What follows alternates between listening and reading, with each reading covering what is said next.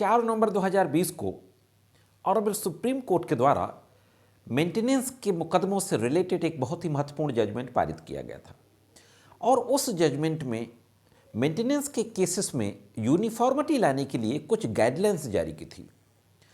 मैंने उस जजमेंट के बारे में उसी दिन वीडियो शूट किया था और उस वीडियो में मैंने सुप्रीम कोर्ट द्वारा जो 3-4 बातें महत्वपूर्ण कही गई थी उनमें से मैंने एक बात के बारे में डिस्कस किया था।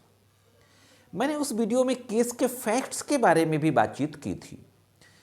उस दिन मैंने कहा था, आपको याद होगा 4 नवंबर 2020 को करवा चौथ का दिन था, मैंने यह भी कहा था कि ऑनरेबल सुप्रीम कोर्ट ने भारत की उन तमाम पीड़ित महिलाओं को जो कि गुजारे भत्ते के मुकदमे लड़ रही हैं अदालतों में, उनको उपहार देने का काम किया है। उस वीडियो का लिंक मैं डिस्क्रिप्शन बॉक्स में दे दूंगा और आई बटन में भी दे दूंगा, आप वहाँ जा कर के देख सकते हैं। उस वीडियो के बाद से मेरे कई व्यूवर्स के कमेंट्स आए और ये कहा गया कि आपने सुप्रीम कोर्ट द्वारा पारित जजमेंट्स की सारी बातों के बारे में बातचीत नहीं की। दोस्तों, मेरी कोशिश ये रहती है कि मैं कम से कम समय में आप तक कानूनी जानकारियों को पहुंचाऊं जिससे कि वीडियो लंबा ना होने पाए। बहुत बड़ा जजमेंट था, तो आज की वीडियो में मैं उन बातों को भी शामिल करते हुए बातचीत करूंगा जिन बातों को मैंने पिछले वीडियो में शामिल नहीं किया था, और देखते हैं कि और कौन कौन सी महत्वपूर्ण गाइडलाइंस थी गुजारा भत्ता के मुकदमों से संबंधित जो ऑनरेबल सुप्रीम कोर्ट के द्वारा उस जजमेंट में कही गई थी। तो रजनीश वर्सेस नेहा यह केस था, पार्टी नेम थे अपील, क्रिमिनल अपील नंबर 730/2020, और जो न्यायमूर्ति थे जस्टिस इंदु मल्होत्रा और जस्टिस आर सुभाष रेड्डी, इनके द्वारा लगभग 60-65 पेज का एक जजमेंट पारित किया गया।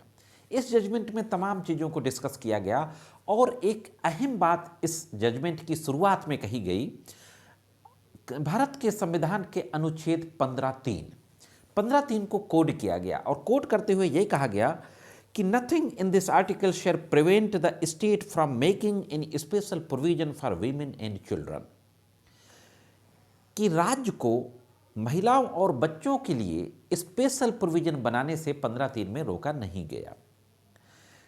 तो असली जो बात थी कि 125 का यानी मेंटेनेंस के जो प्रोविजंस हैं उनका मकसद क्या था, उस पर्पज को डिस्कस किया गया पूरे जजमेंट में। और ये सारी चीज़ों को डिस्कस करने के बाद 4 मुख्य गाइडलाइंस जारी की।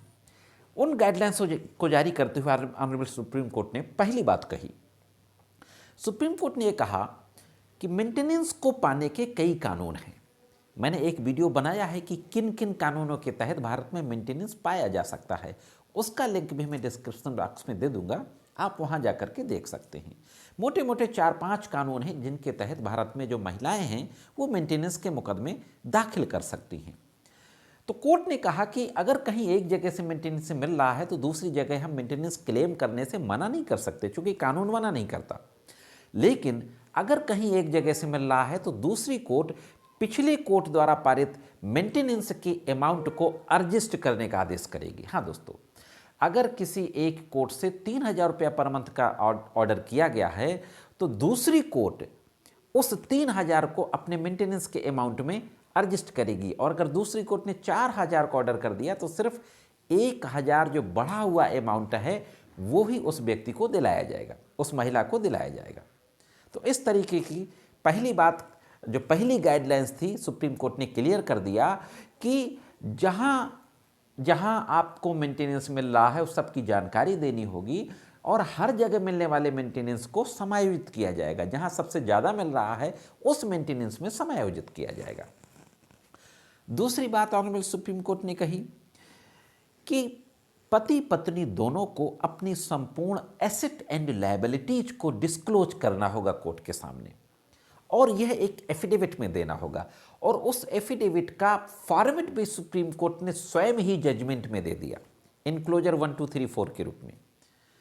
और उस फॉर्मेट में सुप्रीम कोर्ट ने क्लियर कट मेंशन करते हुए कहा कि bank account, FD, LIC, share, mutual fund, किसी भी तरीके का आपके पास कोई संपत्ति है, कोई एग्रीकल्चरल लैंड है, उन सारी बातों को आपको डिस्क्लोज करना होगा। आप कहीं कोई जॉब करते हैं, आपका पद क्या है, आप कहाँ जॉब करते हैं।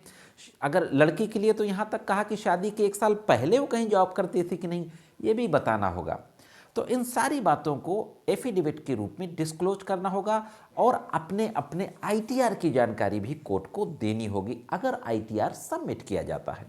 इस तरीके से एक कंप्लीट इंफॉर्मेशन दोनों पार्टियों की अर्निंग से रिलेटेड, मूवेबल इमूवेबल प्रॉपर्टी से रिलेटेड, उनके इन्वेस्टमेंट से रिलेटेड, उनके तमाम तरीके की सेविंग्स से रिलेटेड सारी जानकारी को सुप्रीम कोर्ट ने एफिडेविट में देने की बात कह दी। इसी के साथ साथ सुप्रीम कोर्ट ने यह भी ऑर्डर किया, मैंने पिछले वीडियो में बताया था कि बड़ा कन्फ्यूजन था, तमाम कोर्ट्स अलग अलग ऑर्डर करती थी, कोई ऑर्डर की डेट से मेंटेनेंस का ऑर्डर करती थी, कोई एप्लीकेशन देने की डेट से। तो सुप्रीम कोर्ट ने कहा कि अब हर कोर्ट जिस तारीख को एप्लीकेशन दी गई, चाहे वो इंटरिम मेंटेनेंस की दरखास्त हो चाहे मुकदमे की दरखास्त हो, तो एप्लीकेशन देने की तारीख से ही अब मेंटेनेंस का ऑर्डर किया जाएगा। यह एक डायरेक्शन देते हुए फाइनल कर दिया दोस्तों।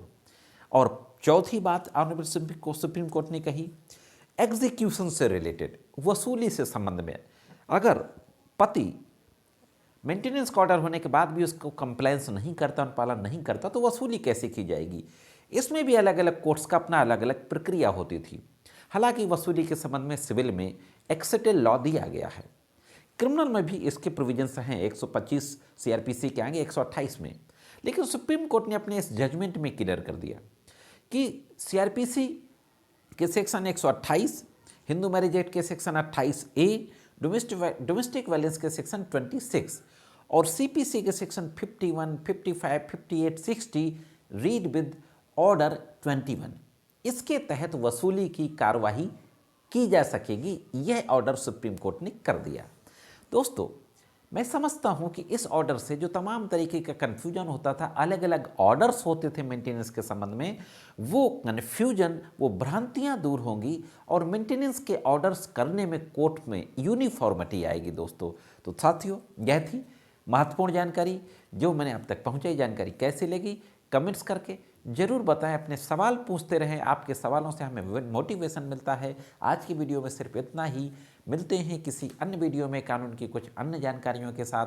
तब तक कानून की विभिन्न तरीके की जानकारियों के लिए देखते रहें लीगल एंड सोशल अवेयरनेस।